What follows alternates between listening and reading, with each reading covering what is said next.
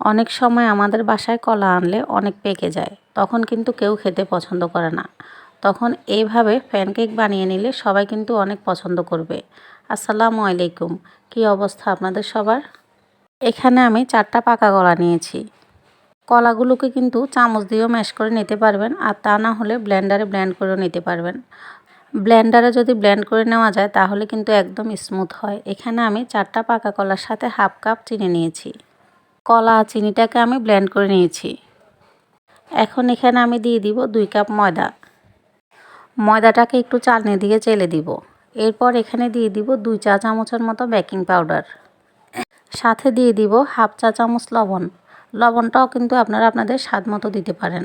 এরপর এগুলোকে আমি চেলে নিব।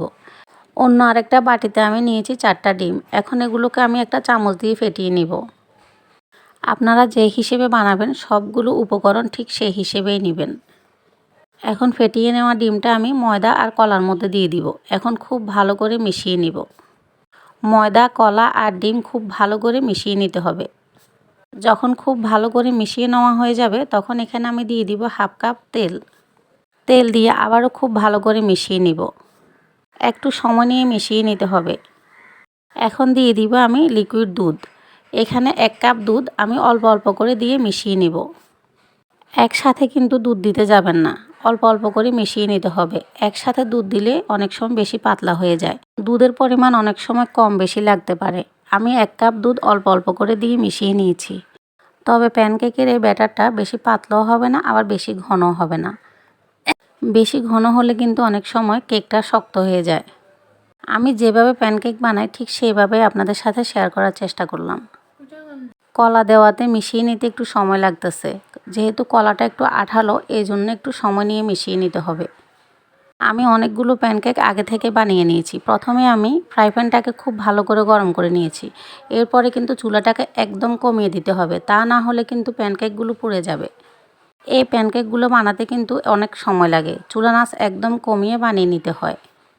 আমি কিভাবে বানাচ্ছি আপনারা দেখেই বুঝতে পারছেন। ফ্রাই প্যানের মধ্যে প্রথমে কিন্তু হালকা একটু তেল ব্রাশ করে নিতে পারেন, আর না দিলেও কিন্তু তেমন কোনো সমস্যা হবে না। এক পাশ হলে আরেক পাশ উল্টিয়ে দিতে হবে। আমি একটু বড় বড় করে বানিয়ে নিচ্ছি, আপনারা আপনাদের পছন্দ অনুযায়ী বানিয়ে নিতে পারেন। পাকা কলা দিয়ে প্যানকেকটা কিন্তু অসম্ভব মজা, বাচ্চারা অনেক পছন্দ করবে আশা করি। অনেক অল্প সময়ে কিন্তু আপনারা এই প্যানকেক বানিয়ে নিতে পারেন। প্যানকেকে সবসময় একটু লিকুইড দুধ দেওয়ার চেষ্টা করবেন, তাহলে কিন্তু প্যানকেকটা নরম থাকবে। ব্যাটারের মধ্যে কিন্তু আমি 1 চা চামচের মতো ভ্যানিলা এসেন্সও দিয়েছিলাম, এটা আমি প্রথমে বলতে ভুলে গিয়েছি। খেয়ে বুঝতে পারছেন কী রকম হয়েছে। সবাই ভালো থাকবেন, আল্লাহ হাফেজ।